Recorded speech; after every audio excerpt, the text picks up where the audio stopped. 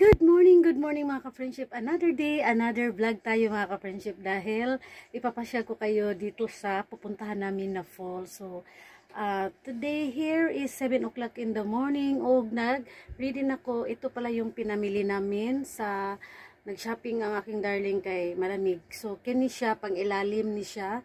Tapos kani, diretso ni siya ana.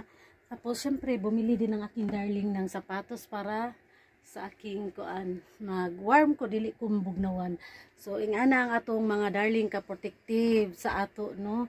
So anyway, pero mag-ilis pa ko og pangsapaw ani kay tugnaw kay dito ra ba sa falls ra ba ay bugnaw jud kuno kayo. So ayan, ready na tayo mga ka-friendship. So ayan yung aking binili, yung binili namin kagabi. So dahil nga falls yung pupuntahan namin, make sure ng garit nga dili ko tugnawon. Nga itong outfit for today. So, Ginoo ko, Jumerika, nagtutano kay tugnaw na kayo. So, tara! Tara na. Nagbuhat na si Garrett, nagpa-warm up na lang siya sa sakyanan. So, ito sa tagawas. Uy, natugnaw. So, yan mga ka-friendship, tugnaw kayo, no? So, muni among ayan, dekoran. Garrett na nag-warm up siya sa akin. So, okay. Mag-ready na kami para makaalis na din. Hi, love. Yeah, good morning, sweetheart. Good morning. So, yan. Nag-ano muna kami. Nagtapon muna kami sa aming mga basura. Hi, honey. You ready to go to Palouse Falls? Yeah. Falls. Ready na kami pupuntang falls. Bukas may work na naman ito tomorrow. So mag-isa na naman tayo sa bahay. But okay lang yan. Ganun talaga. Uy, tanawa na.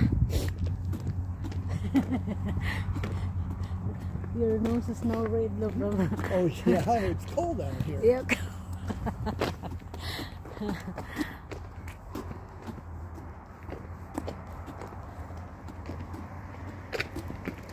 So tara, let's go na. Ready now? Tara. Thank you, love.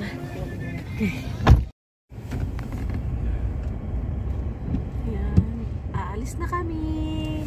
At ready na ba kayo sa falls? Actually, parehas tayo. Hindi pa ako nakakita sa falls nila. Pero tingnan natin ang kanilang falls. Coyote Rock. Palouse Falls. What? We're going to Palouse Falls. P-O-L-O-U-S-E. Ang pangalan daw kay Falls. ang pangalan daw ng falls kay Palouse Falls. Ang mga bahay-bahay dito, kanya-kanya tani ko diskartes kinabuhi. Ganun talaga, di ba? O at least ang mga sakyanan diri naduha pod. Kana cute lang, nice kaayo relax lang kayo ba? Basta kompleto lang sa loob tanan, wala kay problema.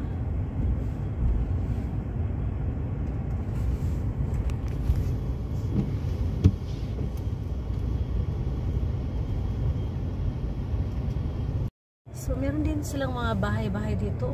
Lalaki din ang mga bahay dito, like ganda din dito. Sa amin na sa yes, love. Dennis lives in those apartments there. Ah, really? Yeah, he used to live in an RV in the RV park, but now in his older age he moved into these apartments. That's correct. Yeah, that's nice. Apartment is nice. Yung amigo dyan patira apartment. So, ayan. Dito sa, naman, malapit na to, walking distance lang sa RV park. So, marami din palang bahay dito na pwede kang, pero ayaw namin dito bumili dito. Okay lang dito kasi malapit lang sa work ng Garrett. Pero, you know, like, ang laki. So that trail is still way over right here.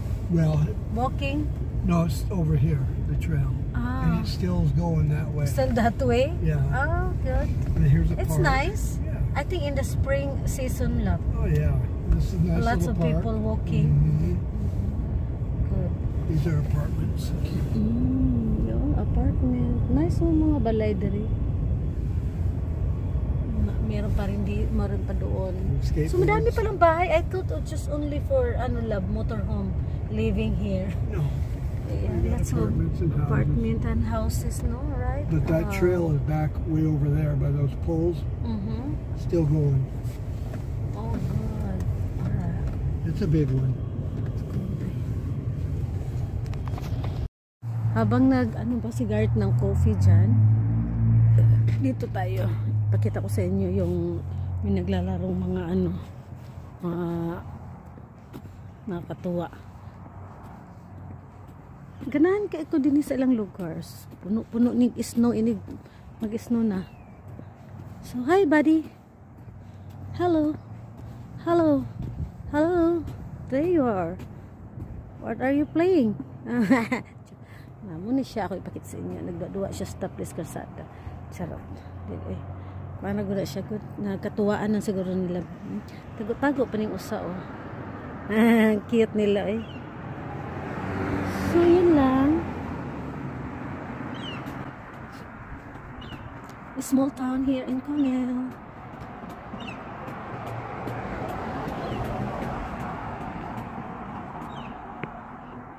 Balik na tayo. Minawa eh. Aso-ason na itong aso-ason na itong bakit marang nigik dauban. Itong outfit, murag korek. Kani ko no kay basta mga 2 falls in hangin eh.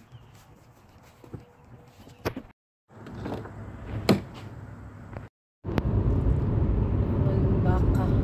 Baka. Kana nang isumbay baka na.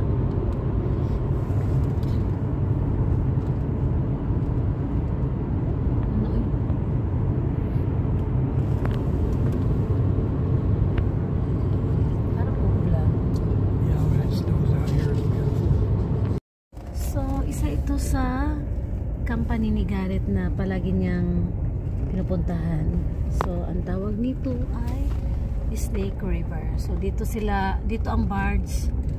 Dito yung, anong tawag to? Dito isasakay sa barge yung mga weight na dinidistribute nila sa iba't ibang bansa. That's where I'd load the barges, right? Anak ang barge. So, anak siya na mag-load. So, naog ta para makita din ninyo itong Snake River. Ako ay nasa sila elevator.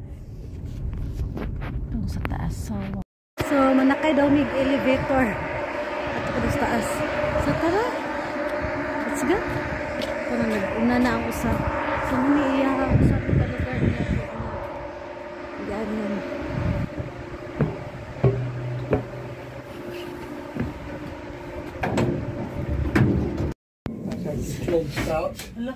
O yan, dito si Garrett mag-control nito para sa weight going to the barge. Yeah. So the barge would be down there. Ang weight dahil pa doon sa barge. Kita niyo. Ayan o. So ana siya. So sa barge ang mga weight. So daraan po ni Garrett. Wow. Na sila sa CCTV patay. Makita tayo ni Sir Josh. Na CCTV everywhere. So dara si Garrett mag-monitor ani siya yung load ng mga oats weight dahil. So dako kay ni siya river padong sa ocean lang no. That's a river. This is the Snake River. Snake River. So and the Snake River goes all the way into Idaho, and then it goes down into the Columbia River down in the Tri-City, Kennewick. No, kayo.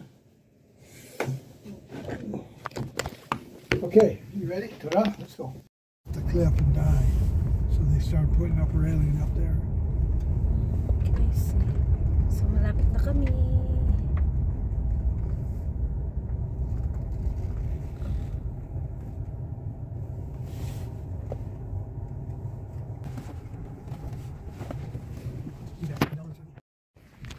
Yan, dito na kami at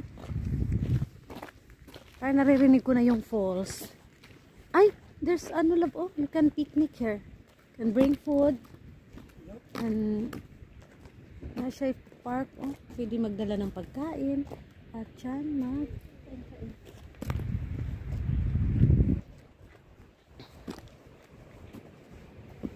kita ko sa inyo.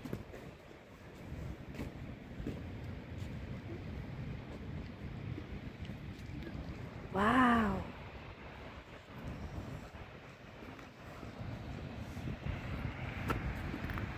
Uy! Grabe Buyog ka ayo ba? Oh, Wow! see? What a beautiful hair! Oh my gosh! Yan oh, kanindot ba diri? Para buyag in town. Para buyag. Naamas sa haring araw pero tugnog hapon. It's a fake. Nag-picnic sila din. Alam mo dali magdagpagkaon no, nakauban ang pamilya.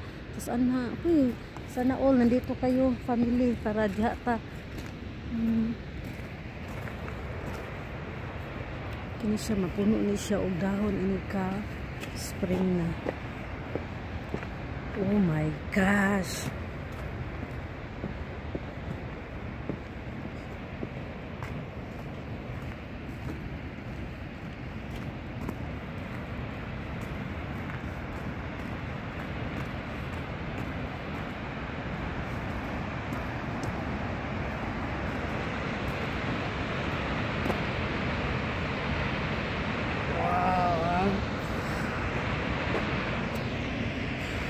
Isn't that beautiful? It is. Super. You know what's amazing?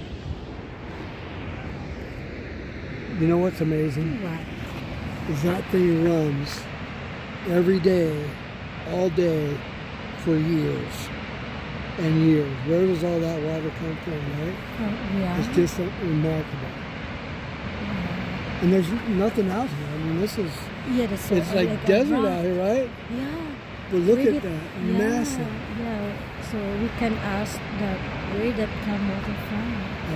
So people swim down there, Yeah, really? yeah. They can? And there's been people that has taken, that's been inside barrels and come over the fall in a barrel. There's a rock formation, love no?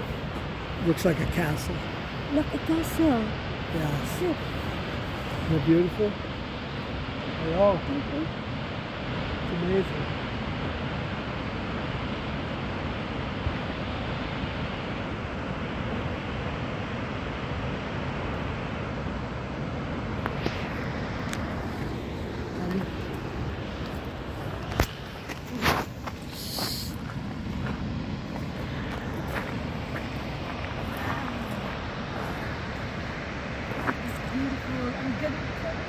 Loose Falls. Woo. Wow. Welcome to Palos Falls. So, yan. Ay, napakaganda. Grabe. Ma-amaze ka mga ka-friendship kasi hindi ko alam kung saan nanggagaling yung tubig niya. And, ano yun eh? Maraming nasa desert. Ang desert na siya. Walang kahoy. But, parang siya mga rocks ba? Pero ang water, asa nanggaling no? Mamiss ka talaga no? What a beautiful God creation. So, grabe talaga si Papa God gumawa ng ay, grabe. Na-amaze ako sa lugar na ito. So, anyway mga friendship, ayan! Ang saya-saya lang. At last. Oh my God. So,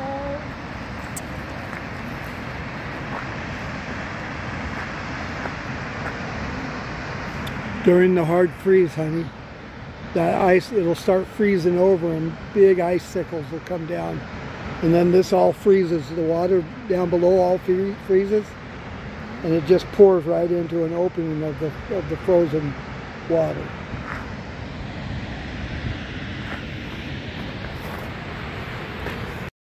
so yun na mga ka-friendship, tapos na tayo doon at sobrang lamig. Ang akong naungura na siya butang nga gisno, nagkuha na siya ng gahi. So sabi ko pasok na tayo. So ayan, tapos na kami doon sa aming tour dito, doon sa sa Palos Falls. Dito siya, mali pala ako kay yung ko PA pala Palos Falls. So napakaganda, di ba? Nakita nyo naman. So ayan. Yeah, na kami, may pupuntahan pa kami, tapos then uwi na kasi marami pa tayong gagawin sa bahay, maglalaba pa kami, maglilinis. So anyway, dito na ako mag-i-end ng aking vlog for today's video. So thank you for watching. God bless you all. Hi love. Hi honey. Thank you love. Yeah, you're welcome. Salamat sa pagdala mo sa akin dito sa pagtour-tour. Dahil bukas may trabaho na naman siya. So thank you for watching guys.